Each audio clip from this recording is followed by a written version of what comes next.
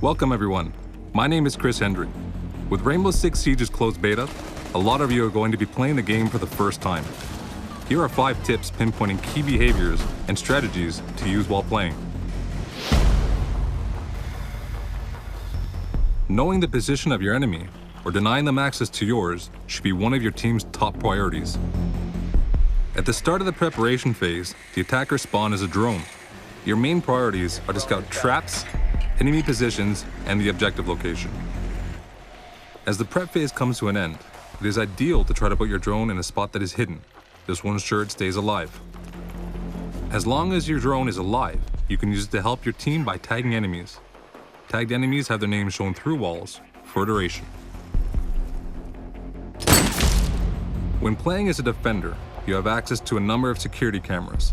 Use these cameras early in the round to identify where the enemies are coming from and communicate that information to your team.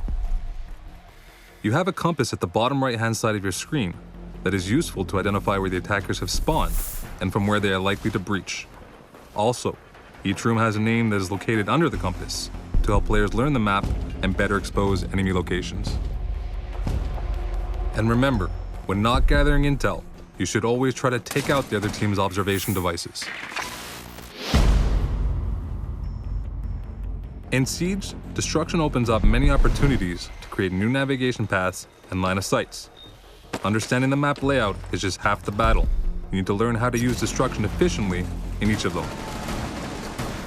Some walls and floors are partially destructible and will only allow for lines of sight.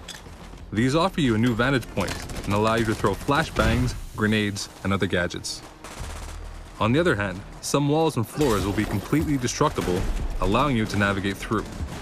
Learn where the floor traps are and which surfaces are fully destructible in each map. In-house, taking down a wall in the bathroom gives you visibility control on the main lobby area in the second floor hallway. Also, the kitchen's backdrop can be destroyed, giving visibility on either the back stairs or the kitchen while staying hidden.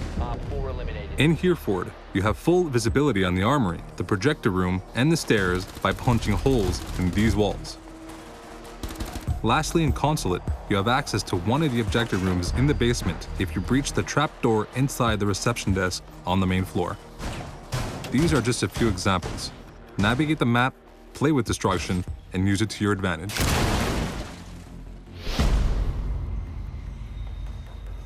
The game is built around a unique pick system, which means that no same operator can be selected twice during a round.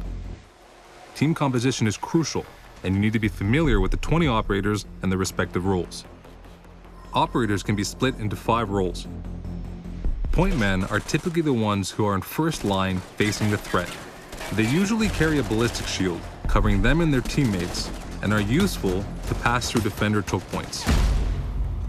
Breachers excel at opening new, unexpected entry points. They carry a specific gadget, giving them a unique breach option that no other operator has. Trappers specialize in turning the place into a deadly fortress. They carry booby traps that can be fatal to any careless attacker. Blockers hold a gadget that will greatly slow down the enemy.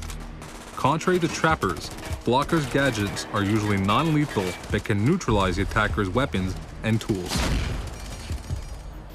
If you're more into assisting your team, you can play as a support. For instance, these operators either specialize in providing intel, extra armor, or reviving their teammates with more efficiency. Finally, keep in mind that each operator has a different level of speed and armor. Characters with more armor will be slower, and those without will be faster. At the start of the preparation phase, decide which areas of the map you want to completely zone off. These sections should be heavily fortified with barricades, barbed wires, and well-placed traps. Attackers who take these paths will see their progress slowed and ultimately be exposed. Listen carefully, as you will hear enemies walk through barbed wire and break barricades to get to you, giving you some indication to their position.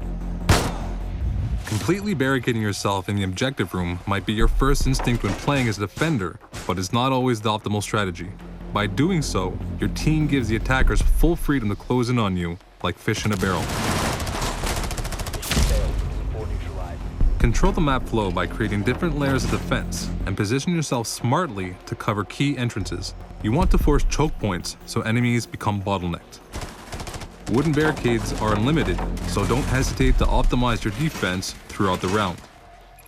Remember, keep a path open in the objective room if you need to retreat quickly or need help from your team. The clock is the defender's best ally. The more time that passes, the more pressure the attacking team feels. Therefore, the less time that is left in a round, the more chances attackers will make mistakes as they become rushed and disorganized.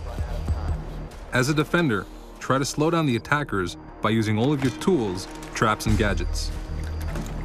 By smartly covering all the potential entry points close to the objective, you run the clock and put pressure on the attackers to make a move.